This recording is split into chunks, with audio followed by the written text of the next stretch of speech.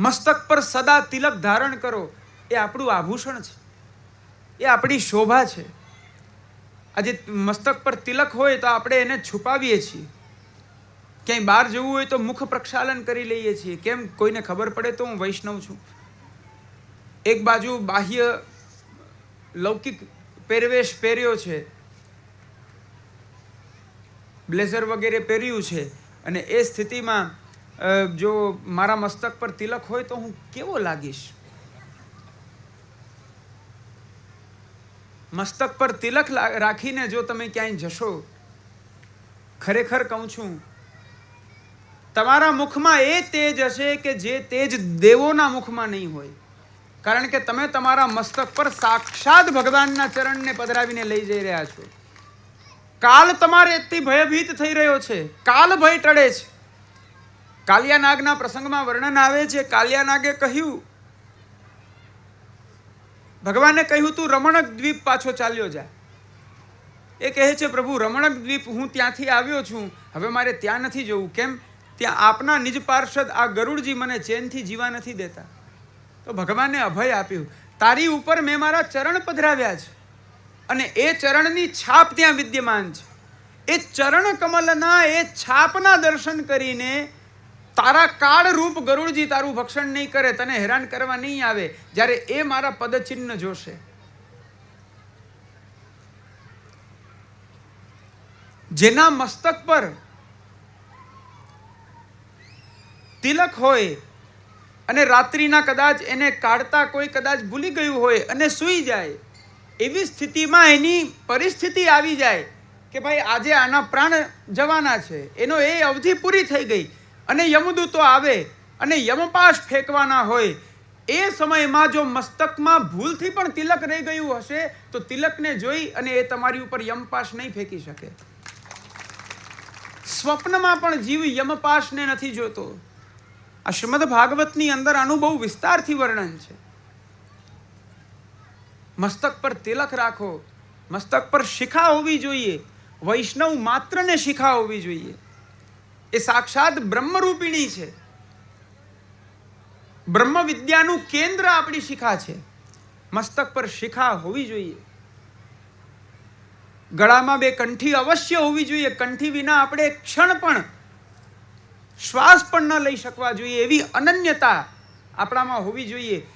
પુરાણોમાં લખ્યું છે, ક્ષણાર્ધમ તદ્વિહીનોપી વિષ્ણુદ્રોહી ભવે નરઃ. અડધી ક્ષણ માટે પણ, એક ક્ષણ માટે પણ જો તમે કંઠી વિના રહી ગયા, તુલસી કાષ્ઠમાલા વિના જો રહી ગયા, તો તમને ભગવત દ્રોહનો અપરાધ લાગતા અનેક જન્મોમાં તમને નરકાદી એ દુઃખોની યાતના તમારે ભોગવવી પડે છે. અને જો ગળામાં કંઠી હોય,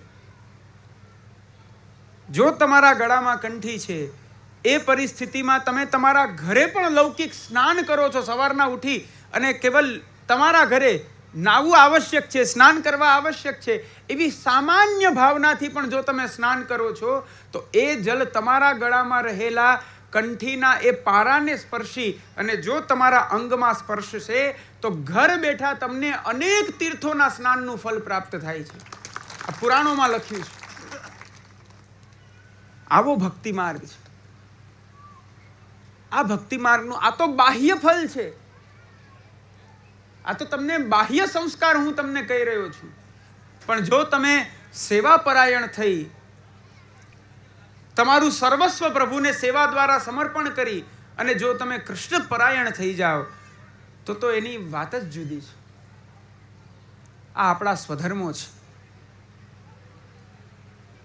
આ કરાલ કાળમાં જે અત્યારે પાશ્ચાત્ય સંસ્કૃતિની જે વાયુ આપણા બધાના મધ્યમાં જે વહી રહી છે, આ પરિસ્થિતિમાં ખરેખર આપણે બધાએ સાવધાન થવું જોઈએ, તત્પર થઈ જવું જોઈએ. જીવનના બધા જ કાર્યો છોડી સૌથી પહેલા આપણા ઘરની અંદર ધર્મની સુચારુ વ્યવસ્થા કરવી જોઈએ. કારણ કે આજથી 10 વર્ષ પછી કે 15-20 વર્ષ પછીનો જે કાળ છે એ ખરેખર બહુ કઠિન છે. આપણે આપણા સ્વધર્મનું રક્ષણ નહીં કરીએ તો કોણ કરશે? આજે આપણી એ માનસિકતા થઈ ગઈ છે કે આપણો નાનકડો 5 વર્ષનો બાળક હોય 4 વર્ષનો બાળક હોય અને જો હાથમાં માળા લઈ લે કે મારે સ્કૂલે નથી જવું, મારે આજે દાદી કે દાદા સાથે સેવા કરવી છે, તો આપણે એને ખીજાઈએ છીએ. આવી તો આપણી મતિ ભ્રમિત થઈ ગઈ છે. શું પ્રહલાદજી મેચ્યોર થયા હતા પછી એમણે ભગવત ભક્તિ કરી? 21 વર્ષના થઈ ગયા, મેચ્યોરિટી આવી ગઈ, પછી ભગવત ભક્તિ કરી? ધ્રુવજીએ શું 21 વર્ષના થયા, મેચ્યોરિટી આવ્યા પછી ભગવત ભક્તિ કરી? ધ્રુવજીએ તો ઠીક છે, હજી 5 વર્ષની ઉંમરે કે 7 વર્ષની ઉંમરે નારદજીનો એમને ઉપદેશ થયો ને એમણે કર્યું, એ વાત જુદી છે. પણ પ્રહલાદજીએ તો ગર્ભથી ભગવાન નામ લેવાનું ચાલુ કર્યું હતું. માતાના કયાધુના ગર્ભમાં જ્યારે હતા ત્યારથી એમણે ભગવાન નામ, ભગવત પરાયણતા ચાલુ કરી હતી. ભક્તિ માટે કોઈ આયુ નથી હોતી. 1 થી 5 વર્ષ છે તમારા હાથમાં. એ 1 થી 5 વર્ષનો જે બાળક છે એની અંદર આજે તમે જે રોપી દેશો એ આગળ જતા પેલું કહેવાય ને પથ્થરની લકીર, એ સંસ્કાર એની અંદર દૃઢ થઈ જાય છે. ચાહે એ આગળ જતા વિશ્વના કોઈ પણ ખૂણામાં હોય ત્યાં રહીને પણ એ પોતાના સ્વધર્મનું પાલન કરી અને પોતા દ્વારા આવનારી જે એની પેઢી છે એને પણ એ જ ધર્મનું સિંચન આપે છે. ઘરે ઘરે સૌથી પહેલા તો આપણા સ્વધર્મનું આચરણ કરાવતા શીખો. તમારા બાળકોને એ સ્વધર્મનું જ્ઞાન આપો.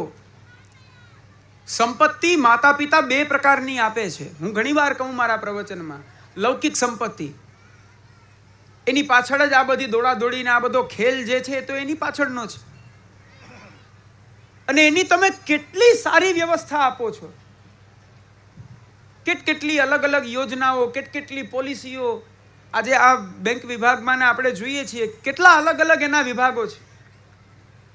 જો અકસ્માત થયો તો એની આ વ્યવસ્થા, જો કંઈ એવું અઘટિત ઘટી જાય તો એની આ વ્યવસ્થા, ઘર બેઠા કંઈ કરવું ન પડે એ બધી સુચારુ બધી વ્યવસ્થા આવી એ પ્રાપ્ત થઈ જાય, પાછળનો પરિવાર વ્યવસ્થિત ચાલે. લૌકિક સંપત્તિને તમે બહુ ગોઠવીને તમારી સંતતિને આપો છો, પણ એ લૌકિક સંપત્તિની ગોઠવણમાં તમે તમારી અલૌકિક સંપત્તિની ધરોહર ભૂલી જાઓ છો. જે તમારા પિતા અને પિતામહો દ્વારા જે તમને ધર્મની સંપત્તિ જે તમને પ્રાપ્ત થઈ છે, ધર્મના સંસ્કાર રૂપી જે તમને સંપત્તિ પ્રાપ્ત થઈ છે, એ તમે એમને પ્રદાન કરતા ભૂલી જાઓ છો. અને કાલાંતરે કેવું સ્વરૂપ જોવામાં આવે છે? દાદા મર્યાદી વૈષ્ણવ છે, પુત્ર કેવલ બસ માની રહ્યો છે અને પૌત્રને હાથ જોડતા પણ નથી આવડતા. અમે ઘરે ઘરે આ ઘટના જોઈએ છીએ, ઘરે ઘરે આ ઘટના જોઈએ છે. આપણું અધઃપતન નથી તો શું છે? એક મર્યાદી જો દાદા હોય તો એની વ્યવસ્થા એવી હોવી જોઈએ કે એના ઘરમાં રહેલો 5 વર્ષનો બાળક પણ સવારના ઉઠી એના દાદાની સાથે પ્રભુને જગાડીને મંગલભોગ ધરી, મંગલભોગની જારી ભરી અને પછી સ્કૂલે જવો જોઈએ.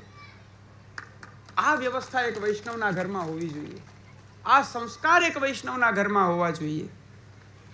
આજે આની નિતાંત આવશ્યકતા છે. આજે નહીં જાગ્યા તો હવે પછી જાગવાનો અવસર નહીં મળે. તૂર્ણમ યતે તનપતે ધન મૃત્યુ યાવન.